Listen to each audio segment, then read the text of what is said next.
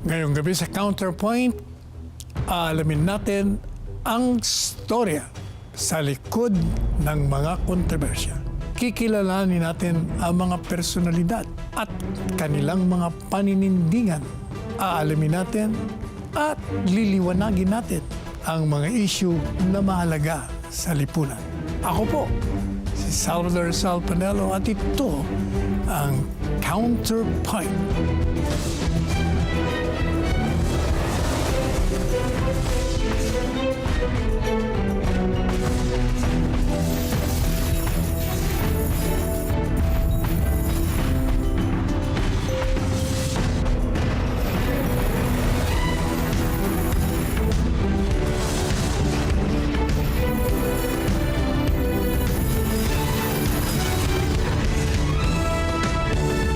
Ngayong holiday season, kabi-kabila ang mga salo-salo sa pamilya, kaibigan at katrabaho. At tayong mga Pilipino, kapag sa ganitong mga pagtitipon, ay talagang pinaghahandaan ang mga masasarap na pagkain inihain sa atin. Ngunit, alam niyo ba, ang mga posibilidad na panganib na dulot nito sa ating kalusugan? Ayon kasi sa mga pag-aaral, mas marami ang heart-related na pagkamatay sa panahon ng mga pagdiriwang at holiday season. Sa katunayan, tinagurian bilang problematic months ang buwan mula Oktubre hanggang Enero ng mga healthcare professionals, ayon naman sa pinakahuling datos ng Philippine Statistics Authority. Top cause of death ang coronary heart disease. Yan ang ilan sa mga usapin ang tatalakayin natin ngayong gabi dito sa Counterpoint. Makakasama natin si Dr. Antonio Bimbo Cibulo Jr., isang cardiologist, fellow of the American College of Cardiology, fellow Asian College of Cardiology at fellow College of Cardiology. Diyan lamang po dahil ang usaping puso ang susunod.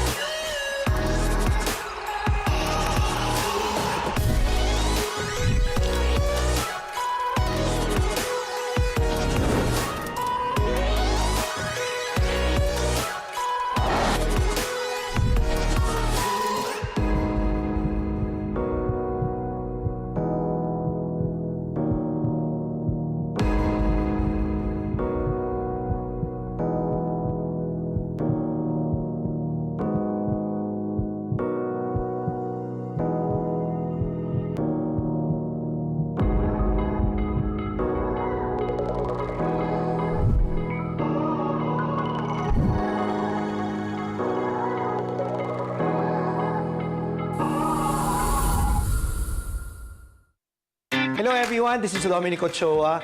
Alam niyo po, hindi ako marunong magluto. But today, tuturuan ako magluto ni Chef Sandy Dasa and Patri dito sa Lutong Dasa.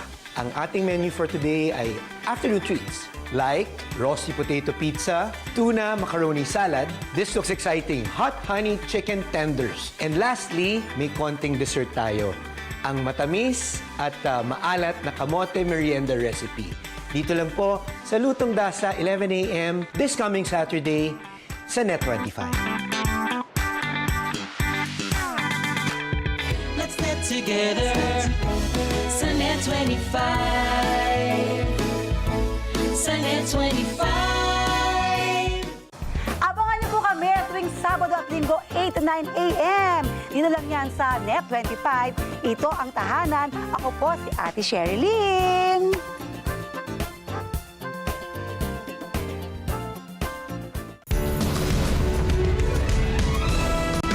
kasama natin ngayong gabi ay isang mahusay at dekalibering doktor mula sa St. Luke's Medical Center, Global City. Board of Director, Member, Heart Failure Society of the Philippines. National Leader, Paradigm and Paragon HF Trials. Please welcome Dr. Antonio Bimbo Sibulo, Jr. Good evening, Attorney Sal. It's my pleasure to be in your program. But before I begin, I have some disclosures to make sa aming mga televiewers.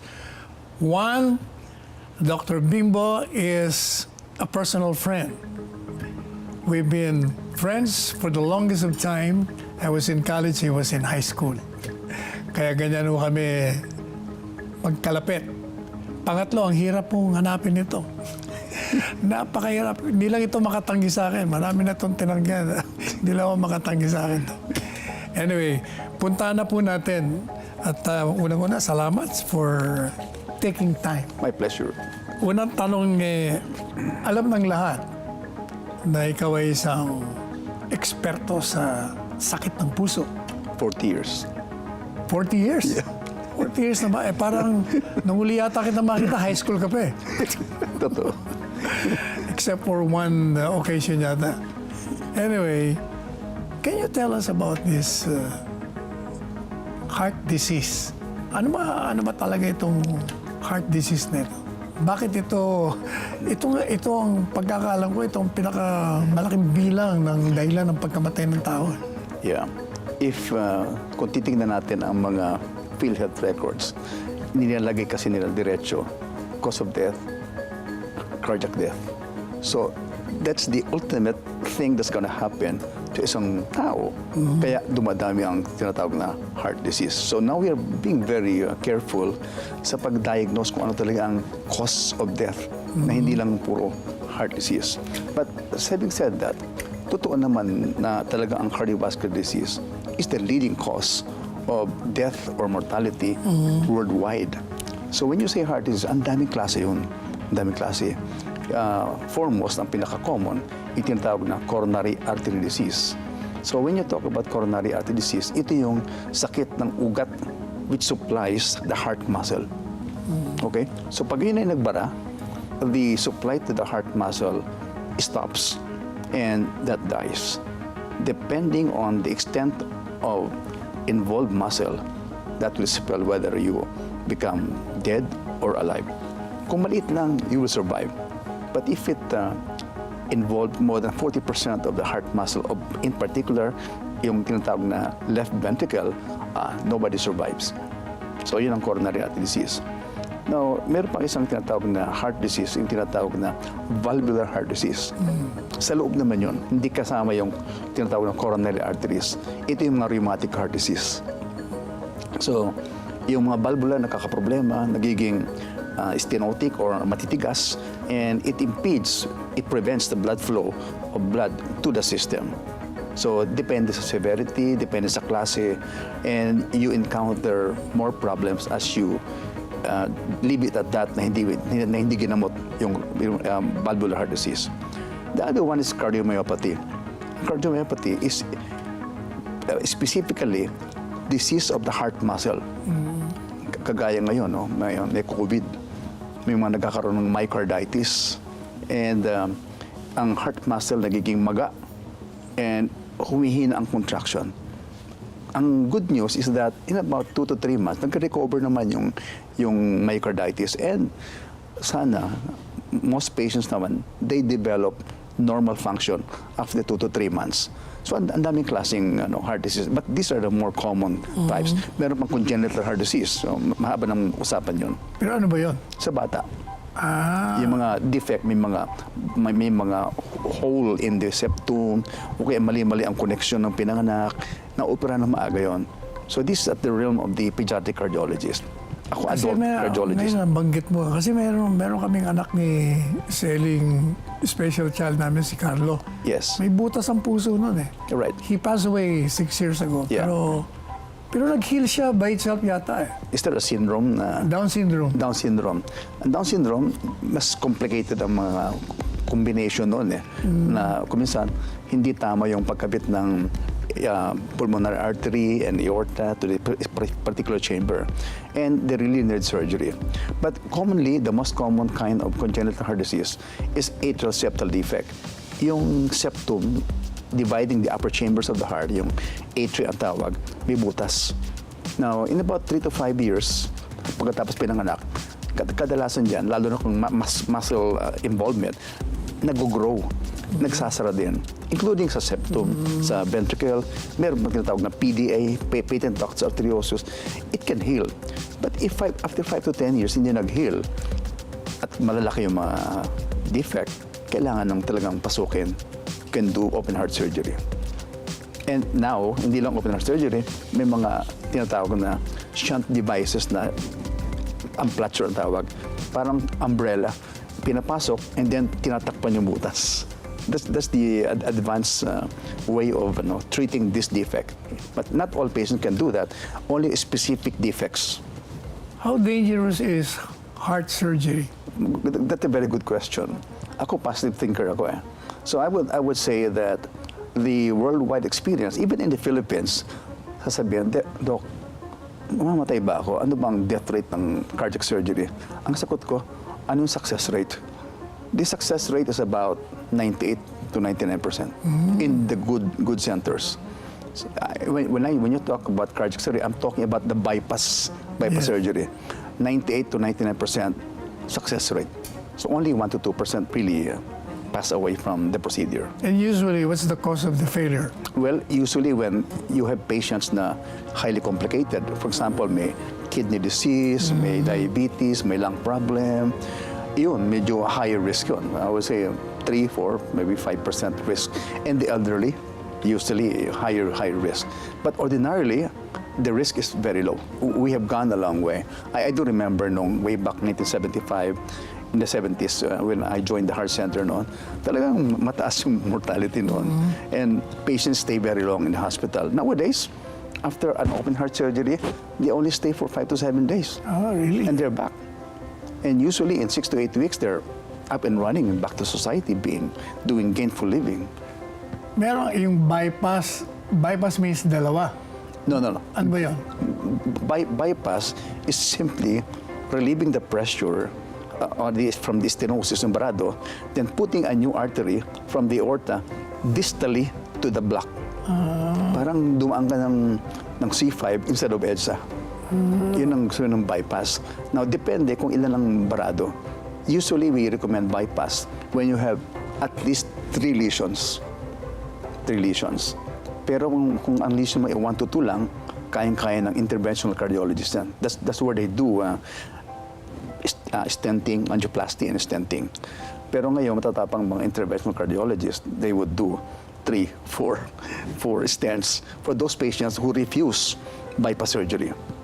So there are criteria kung sino ang dapat bypass and sino yung pwedeng stenting lang. When do we have heart transplant? When you have heart failure, which is now far, far advanced. Sad to say, the heart failure program in the Philippines have not really gone up yet. We used to have it, I think, 10, 15 years ago, and hindi nag-mature yung program. But now we're beginning to do it again for far advanced heart failure. But now we have more modalities, tawag doon, mechanical devices we use for heart failure, yung tinatawag na LVAD devices, and ang kadalasan, when you put it there, yung pasyente hindi na kailangan ng cardiac transplantation. They recover. But for those who do not recover, we would recommend a heart transplant. Medyo mahal. Abuti ka ng mga 5 million pesos. 5 million? Wala nga makaka-afford. Yun ang problema. If only the government can, in the US, they will support that. But in the Philippines, it's from your own pocket. How many transplants have we had? In the Philippines, if I remember right, we had about 4 or 5 transplants. Only? Yes, So most of them are being done outside of this country. outside the country. Kasi hindi... Pero kaya natin. Kaya. We're doing a lot of transplants. May it be, of course, kidney, liver, pero yung heart, maybe because of the cost, hindi nag-program, hindi umabante yung program. Ano ba, Doc Bimbo, yung normal na BP? Blood pressure? Well, alam mo, nung panahon ni, sino ba yung mga presidente sa Amerika, during the war, sila Roosevelt, a BP of something like 160, 100 was normal. So, over time, na-define what's the normal BP among seemingly normal people. Sa ngayon, the normal blood pressure is 120 over 80.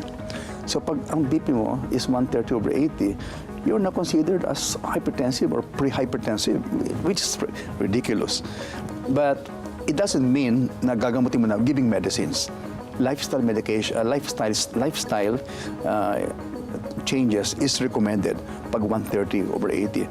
But of course, when your BP is 140 over 90, talagang high blood talaga yun. 140 over 90 and above.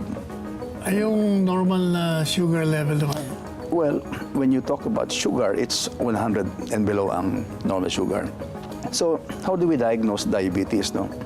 Well, if you have a fasting sugar of more than 200, talagang diabetes na agad yun. Now, we do what you call an oral glucose tolerance test. We make patients to do 2 grams of sugar, and after about 2 hours, we determine the sugar. If the sugar is less than 140, no diabetes. If it's more than 140 to about 200, ang tawag doon, impaired glucose tolerance. Pre-diabetic. Pero pag lumapas ng 200, talagang diabetic na. Ay, yung ano naman, yung cholesterol level nun, anong normal? Ang cholesterol level, over the years, has gone down again. And when you say total cholesterol, there are fractions. Diba? May HDL, LDL, VLDL, triglyceride. If you talk about cholesterol, isa lang ang titinitingnan namin dyan yung LDL. So my patient would ask me, Doc, ano ba yung LDL? Is it the good or the bad cholesterol? Sabi ko, LDL, ang gusto sabihin noon, leche de leche, para hindi makalimutan. So LDL, normal value should be less than 100. Preferably, for me, dapat 70 and below. If you want to avoid heart disease, bring it down to very, very low level, 70 or 60 or even 50. And practically, coronary artery disease will not set in. So, LDL lang ang target. Nabanggit mo yung sa diabetes kanina. Ang pagkakalam ko kasi ang aking kabiyak si Selly, Yeah, diba? he's a diabetes expert. Diabetologist, Si Selly, diba? I know. Palagi ko narinig sa kanya na hindi mo magagamot siya. You can just contain. Pag hindi mo yan kinontain, tatamaan lahat ng mga major organs mo, doon ka mamamatay. Correct. Tama yun. So, every effort should be done na ang sugar mo should always be normal. Yung cheating, talaga hindi pwede sa diabetes. Ako feeling ko ang diabetes is one of the worst conditions you can have. Worse than hypertension because it targets the brain, your kidney, the heart, and the arteries, lahat yun. Magbabara talaga So, you really have to control. It cannot be cured, but it can be controlled with lifestyle and medications. Ano ba mga cause ng heart problems? When you're too much in love. Joke. Too much in love.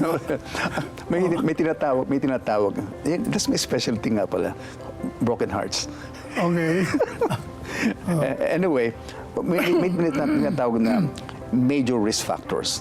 Ang mga major risk factors would be hypertension, okay, high cholesterol, diabetes, and smoking. Smoking? Yeah. Naku, maraming nagkakasakit niya. Yung apat na yun, if you have a majority of those risk factors, you're in trouble. Now, you can of course control those risk factors if you're really serious about preventing heart disease. Disiplina kailangan. Disiplina talaga. Yung ano naman, anong sintomas pag meron kang sakit? Okay. Anong mga lumalabas? Kung tinatanong mo anong sintomas ng coronary artery disease, the first thing is heart or chest pain. So, madalas sabihin sa akin ng pasyente, Doc, chest pain ako. Ang tanong ko, ano yung klase ng chest pain? Basta ganito, hindi. Kailangan ko malaman kung ano yung klase ng chest pain. Ito ba'y pinipiga? Ayan, yun ang unang-una kong pinipiga. Kung tusok-tusok lang, ganun tusok-tusok, hindi, most likely sa puso. Muscle lang yun. Muscle pain or bone pain. Okay. The second question would be, paano nag-umpisa yung chest pain? Ikaw ba'y nakaupo lang? Ikaw ba'y naglalakad? O umakit ng hagdanan? O nagalit ka? Usually may effort. Stress ka. Eh, bakit? Because when you do those things, tataas yung heart rate, tataas yung blood pressure. So you're putting much work on the heart. Doon ka mag-chest pain. Third, paano na-relieve yung chest pain? Usually, nag-chest pain ka, umakit ng hagdanan. Pagkatapos, tumigil ka, tapos nawala. Ba, ganon. Medyo may drama yung chest pain ang tinatawag na angina. So, iyon ang dapat sagutin kung ito ay heart pain or not. Yung, di ba, may tatlo kang sinabing klaseng heart disease eh. Right. Yung valvular heart disease, and coronary disease, saka cardiomyopathy. Yun naman, anong mga risk factor nun?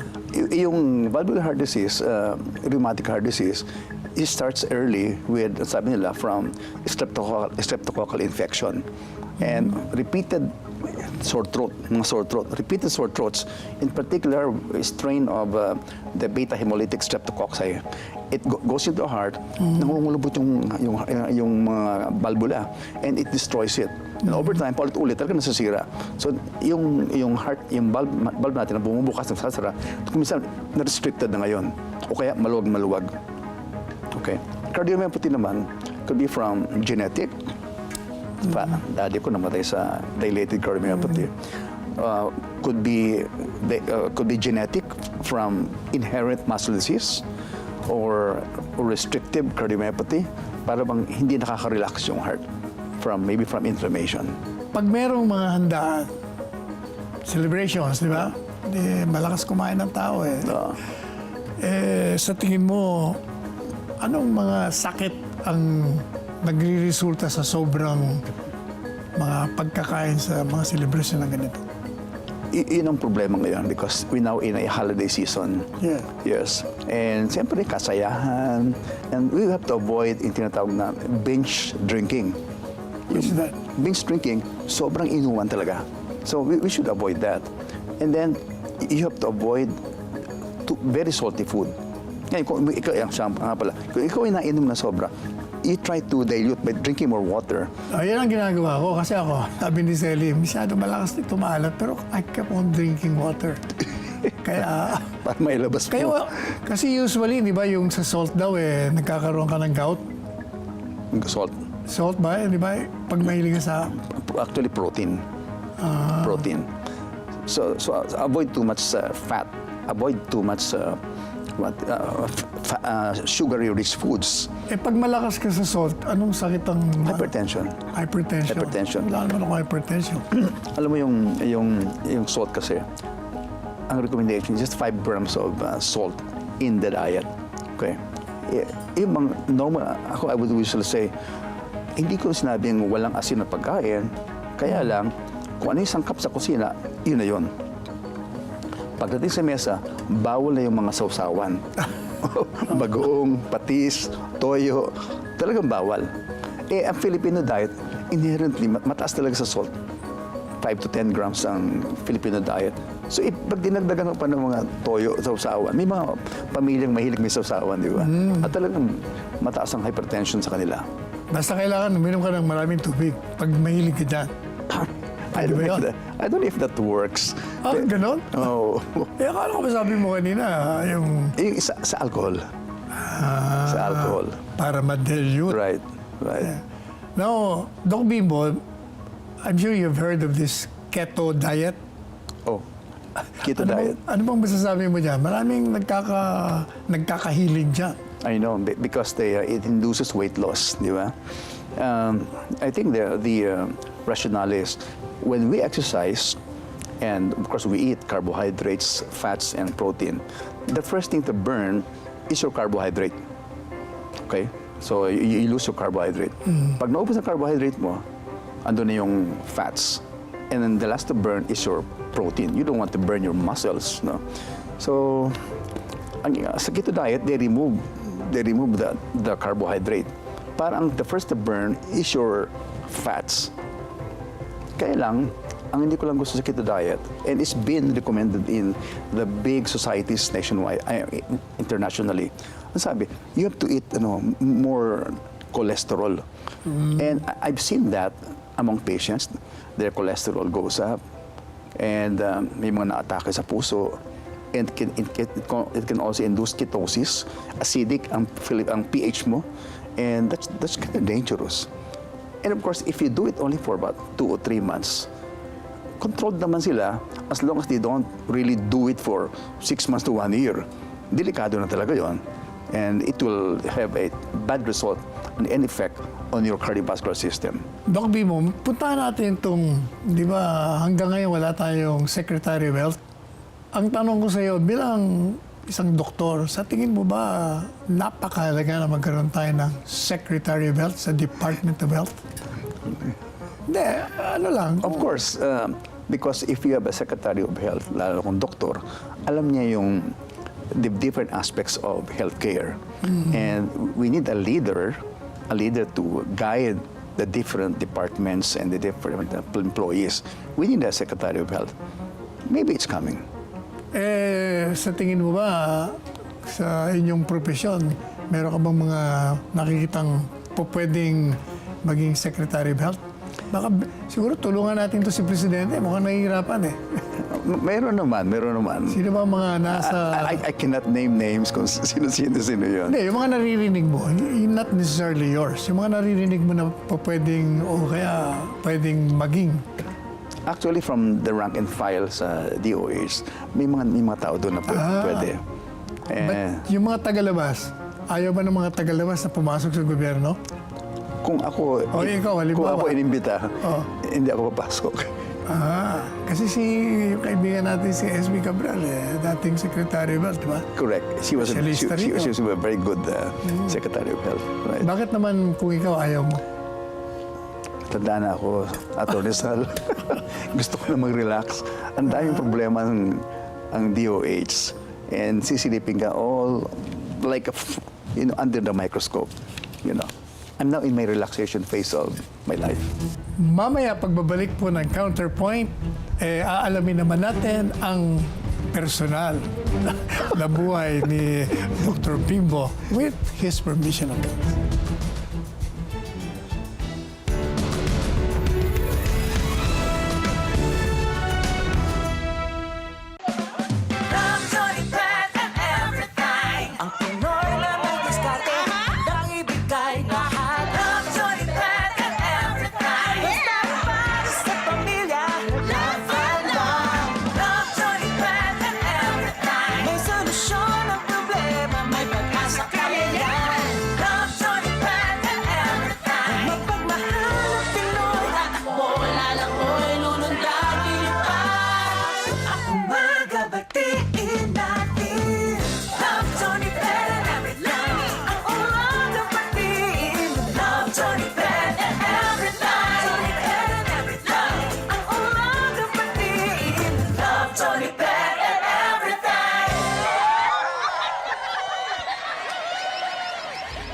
Together, Sunday 25. Sunday 25. Kaya ko to. Kaya ko to. Kaya niyo. Kaya ko to, ara. Miss Jasmine! Siguro mabuti dyan. Gawin natin, iligaw natin para hindi na makabalik. Yung parang, Ato? Parang pusa, no? Ano? Tao yun. Pagpasensyahan natin, masama pakiramdam. Kita dati pa. Pero sabi nila may gusto ka daw sa'kin. At di mo lang magkaya na masabi sa akin na Ayaw ko na! Layo niyo ko sa pamilya ninyo! Ayaw ko na! di kayo natatakot na makaligay mabasta. Dali, bilis! Bilis ako! Bilis kayo na! Agad sa akin ang dahil para sa'kin. Ay naku, let's get together. Sunday 25. Sunday 25.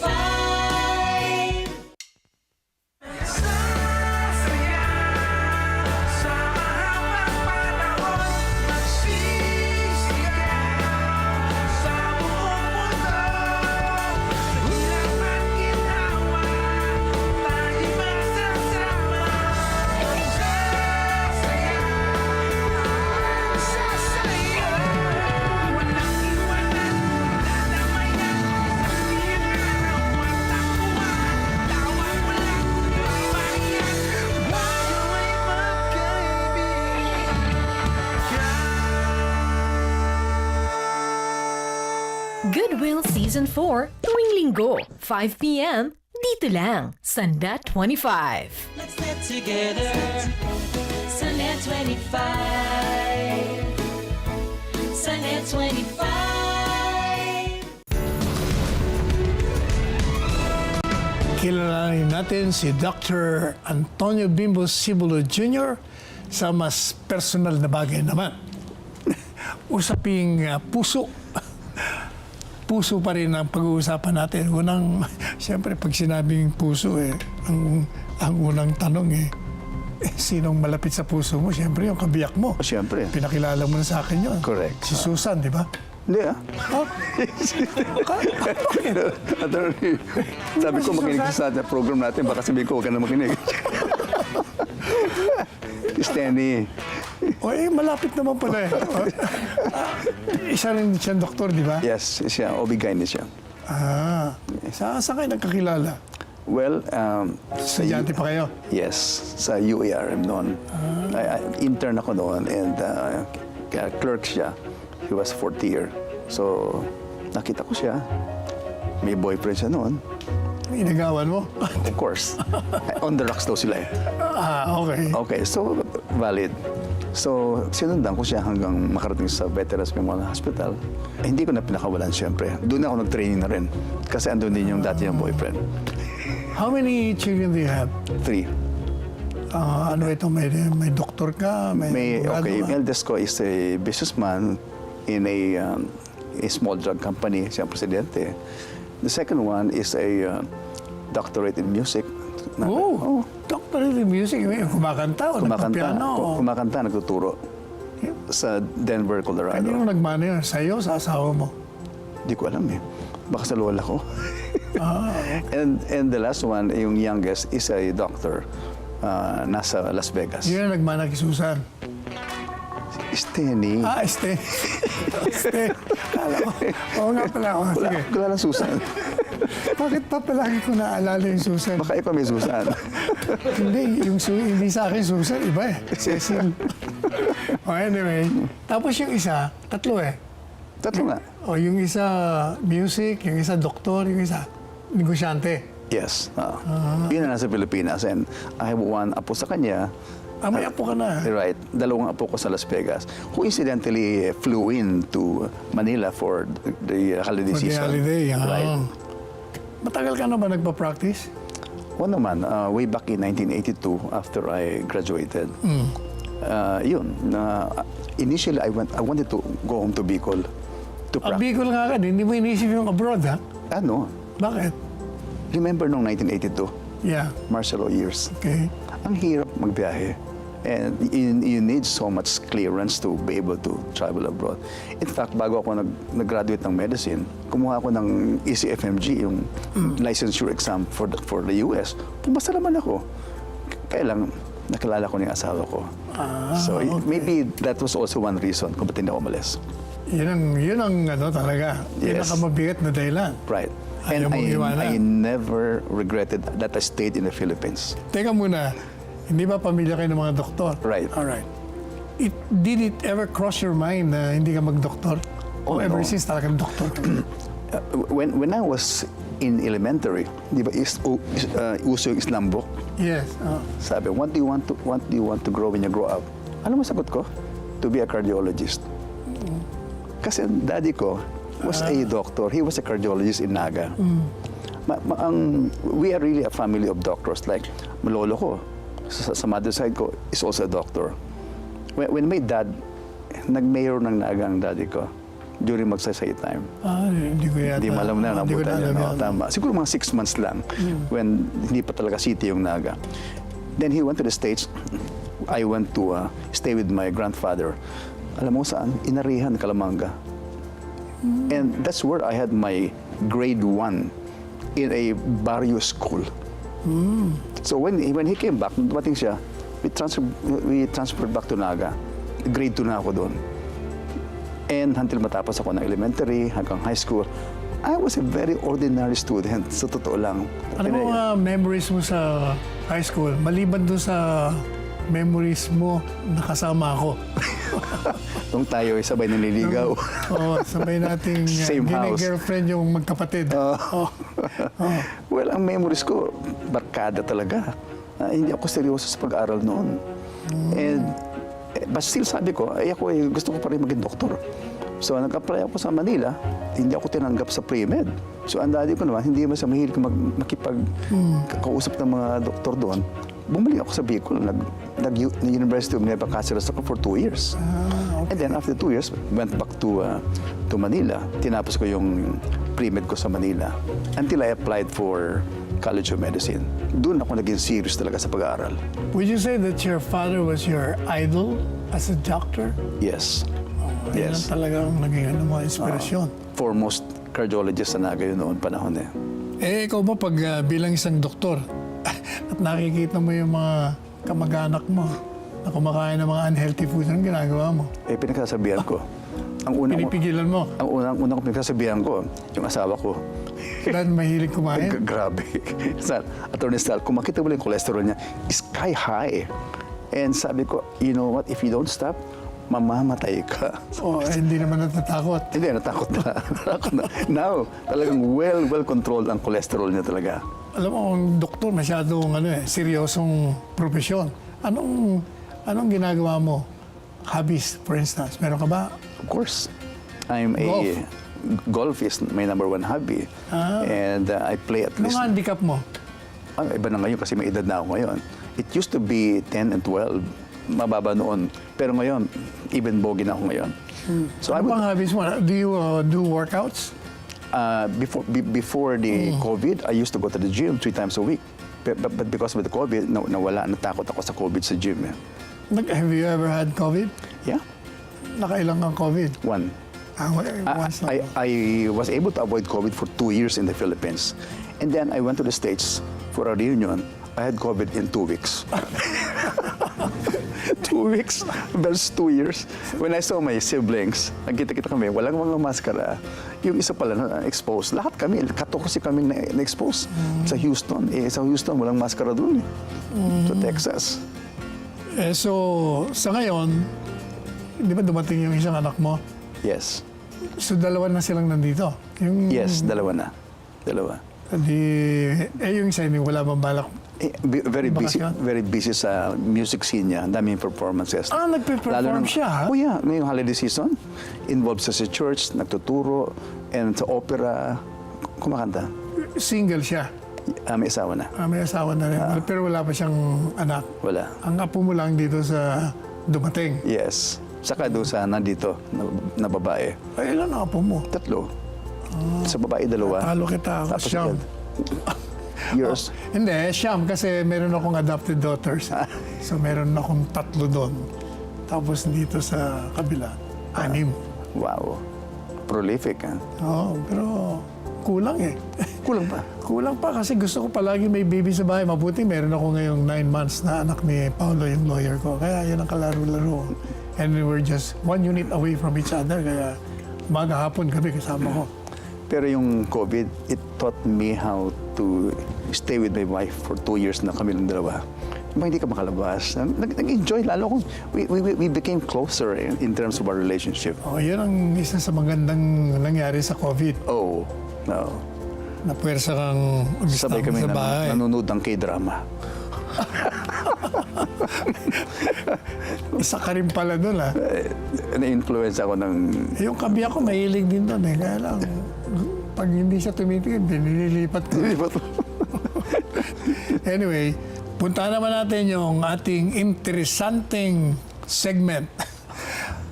Doc Bimbo, bibigyan ka namin ng emojis. Magpapakita kami sa iyo ng mga pictures. At gamitin mo yan. Pwede mong pakita sa camera ang napili mo dyan. And you can add commentaries, whatever, if you want. Baka mapahamak pa akong magkomentaryo ako. Definitely wala dyan si Susan, kaya huwag kang mag-alala. Susan, Steny. Okay, first photo. Dr. Duque, sad. Bakit naman? Well, maraming issues during his time.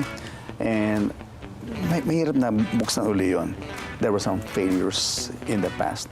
But I cannot blame him also. Napakarami siguro problema talaga. Okay. Second, si Kong Karim, doktora din. Dati ring health secretary yan. Ganun din ako eh. Sad din. For same reason. For same reason. During her stints sa DOH, sa FDA, there were issues also. Pero kay SP Cabral, believe ka? Oy, siyempre. Okay. All right. BBM. Ano ba yan? Wow. Bakit wow? Wow, batang-bata. Batang-bata ba yan? 62. 62, mas patanda ako dyan. Okay. Yun lang din. Kaya wow. Well, seemingly, mukhang okay naman siya ngayon ang dating. But I don't know about the longevity of the effect of what he's doing right now. I hope for the best for our country. Yeah. Of course, andyan yan eh. Sabi niya nga wish me well. Of course. Because if I do well, country will be well. If he does not do well, we are in hot Tayo. waters. We're in Kaya trouble. I wish him well. Tama yan. Next photo. O yan. Si OIC. Alam mo ba na kapitbahay kayo sa Marikina? Ganon. Love. No, really, in fairness. She was doing very well in terms of how he was representing the DOH. And he made sense during the COVID pandemic. Talagang, I think she's okay. Okay. And she's a career employee of DOH. Former President GMA. Pasyente ko yan. Pasyente mo. Okay. Including the first gentleman, Arroyo. I was his cardiologist. Next. O yan, yung sinasabi mong bahay mo. Well, Siguro hindi yung bahay mo nakapokus, kundi sa mga basurero. I know. Yung basura, alam ko, sa amin yun eh. So, they're doing a good job and they come regularly. Impressive ang kanilang garbage truck. In fact, kinuha ko ng video yan. O meron ko nabasa na nag-viral ka tungkol dyan. Totoo yun. Kwento mo nga kabila, di ba na? Yung aking grandson sa Amerika, pag dumadaan ang garbage truck, lumalabas siya. Okay. At gustong-gusto niya makita yung garbage truck. And he loves big trucks. So sabi ko, meron kami sa Pilipinas din. Mas malaki nga ito eh. So kinuha ko ng picture, a video, at pinadala ko sa kanya. And yung garbage man, kinausap ako, Dok, pwede bang kumonsulta? O sabi ko, sandali na, Dok, baka mahal doon. Hindi, libre, sabi ko.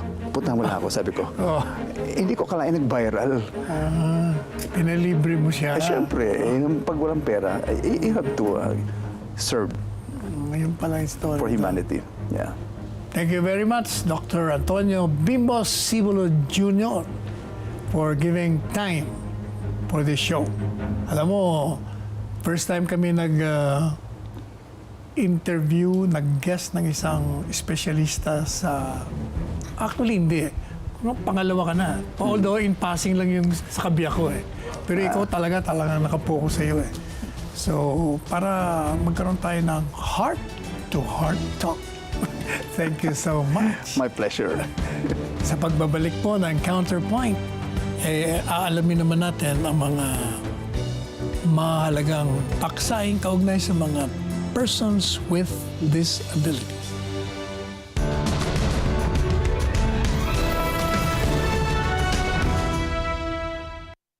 Alam namin ang iyong pagsisikap. Dama namin ang iyong mga sakripisyo. Kita namin ang pagharap mo sa bawat pagsubok. Kaya sa kabila ng mga hamon ng buhay, nandito kami para umalalay. Kasi katulad mo, gusto rin namin ang magandang bukas para sa kanya.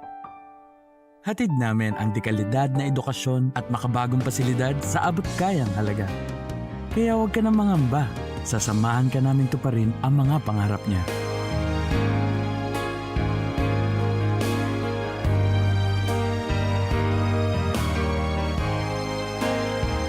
Inaasahan mong sulit dito ang mga pinagsikapan mo. Sa aming mga makabagong pasilidad at sistema ng edukasyon. Mailalabas natin ang aking talino at mga kakayahan niya. Kahit sa munting halaga, makakasiguro ka na makakasabay siya sa mabilis na pag-ikot ng mundo.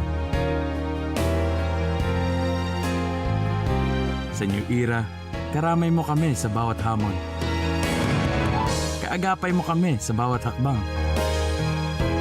Kasama mo kami sa bawat ngiti at tagumpay.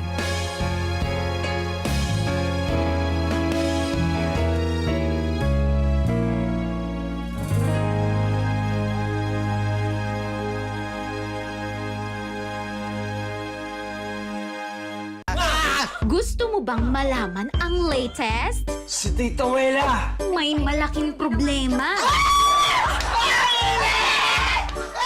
Kaya ang lola mo, desperada na. Sige, sino ka? Buti na lang to the rescue si May. Samantalang si Ever naman, si Tolit sang kinampihan. Tumahan ka na. Huwag ka mag-alala. Hindi natin pati si Wela. Eh bakit parang masaya pa ang biktima? Hindi ka malungkot. Ba't ako malulungkot? Ang dami nagbigay sa akin, no? Oh, nakaka-excite kaya ako gumaganyan. Ay, basta, abangan nyo na lang ang iba pang mangyayari. Sa Sabado na yan ha, alas 7 ng gabi. Dito lang yan sa Sunnet 25. Do you want a home that's not just clean but pure? In this episode, we will discover how Hyla Philippines is revolutionizing home care with their innovative products. The husband and wife team of John and Nympha Gamez, owners of Hyla Philippines, will come clean about their business of deep sanitizing and purifying our air at the same time. Tune in to find out how we can breathe easier and live better. Open for business with Cesar Vallejos, Sunday, 9 p.m. Sunnet 25.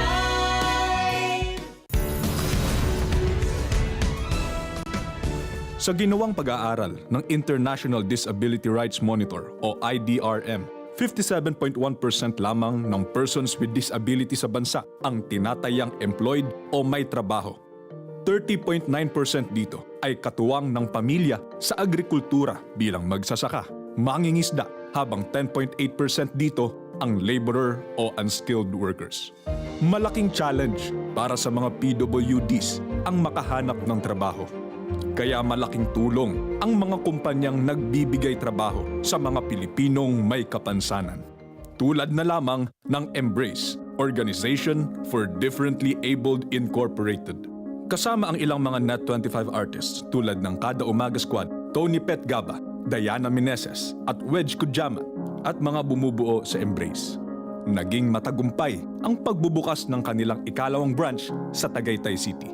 Tulad ng kanilang pangalan na Embrace, nais yakapin ng organisasyon ang mga taong may kapansanan, hindi bilang naiiba, ngunit bilang mga taong may kakaibang katangian sa kanilang hearts and hands. Gusto naming ispread na awareness dito po sa pagbubukas ng Hearts and Hands Blind Massage. Ang Embrace po ay mayroong 4 na livelihood centers at pang-4 po ito sa binuksan po ng Embrace Organization for the Differently Abled. Dahil ayon nga po sa statistics, dito lamang po sa Pilipinas ay ang dami po ng mga blind na napakahirap po talagang bigyan ng pagkakataon at hanapan kung saan po sila pwedeng magtrabaho. Kaya po ito po ang isa sa inulunsad po ng pamamahala ng Iglesia ni Cristo, ang kapatid na Eduardo V. Manalo, para po makatulong sa mga kababayan natin na mga differently abled. May 4 na livelihood programs ang Embrace. Ito ang Embrace Cafe, Embrace Bake Shop, Embrace Farm at ang Hearts and Hands. Plano ng Embrace na magkaroon ng ganito pang uri ng mga proyekto sa buong bansa kung saan ibinalita rin nila na sa unang bahagi ng 2023 ay bubuksan ang isa pang malaking sangay sa Central Avenue sa Quezon City. Meron po mga plano at proyekto para po sa Visayas area at Mindanao area na pinagpaplanuhan po namin kung magbubukas din po tayo doon po ng mga livelihood centers. Ayon pa sa Embrace ay mayroon na silang 11 cafe, 3 bake shops, 1 vegetable farm na tunay sa konseptong farm to table kung saan pwedeng anihin mismo ang bibilhing mga gulay. Sa ngayon ay mahigit sa 100 differently abled persons na ang nabigyan ng mga trabaho ng Embrace at 60% ng kanilang organisasyon ay binubuo ng mga kapatid nating tulad nila. Malaking tulong ito sa mga bulag na nais maghanap buhay tulad na lamang ni Christine na nagpapasalamat dahil makakatulong na siya sa kanyang pamilya para sa pag-aaral ng kanyang kapatid. Malaki din po sa pang araw-araw, sa pang-ipon. Para din po sa pag-aaral ng kapatid ko. Nagkaroon po kami ng pagkakataon na makapagtrabaho. Tapos kahit paano po makatulong sa family po namin. Nagpapasalamat po ako sa ginawa niyo pong project na to. Nagkaroon po ng ilaw po yung madilim po naming mundo.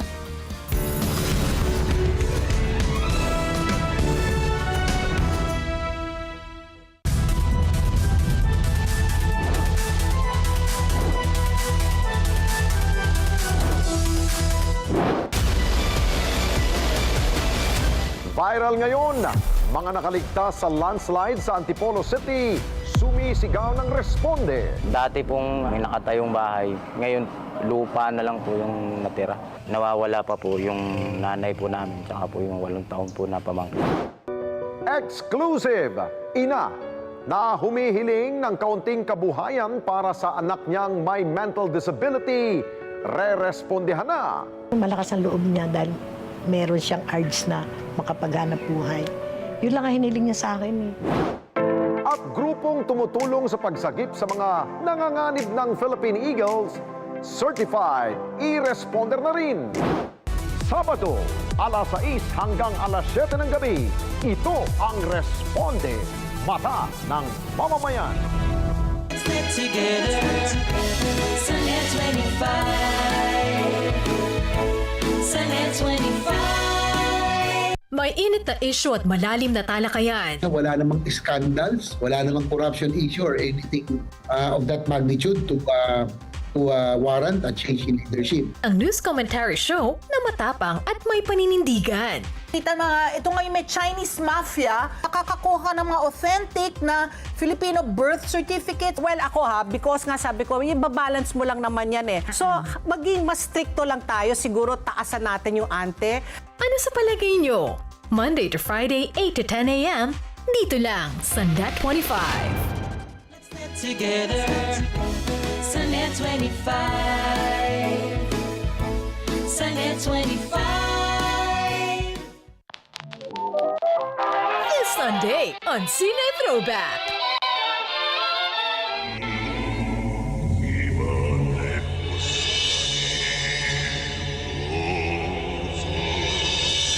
I have a very bad feeling about this. I'm worried about this, Kimbo. About what? The destroyers from the desert that appeared a long time ago.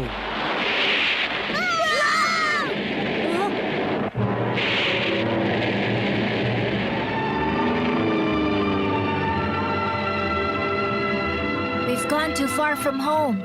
No matter how far we've been, there's still no place like our home. We should go home too. This Sunday, 12 noon, here on Net 25.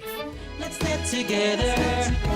Sunday 25. Sabi nga, no beauty shines brighter than that of a good heart. Pero gusto kong dagdagan yan. Bukod sa good heart, kailangan healthy heart din. Kaya ating alagaan ang ating mga puso. Kaya paalala ngayong holiday season, hinay-hinay lamang po tayo sa ating pagkain. Ang pagbibigay pagmamahal lamang ang hindi dapat hinihinay-hinay. All out at buong puso dapat. Join me again next week as we engage with some of the country's most interesting, influential, and controversial personalities. I am Salvador Panelo, and this is Counterpoint.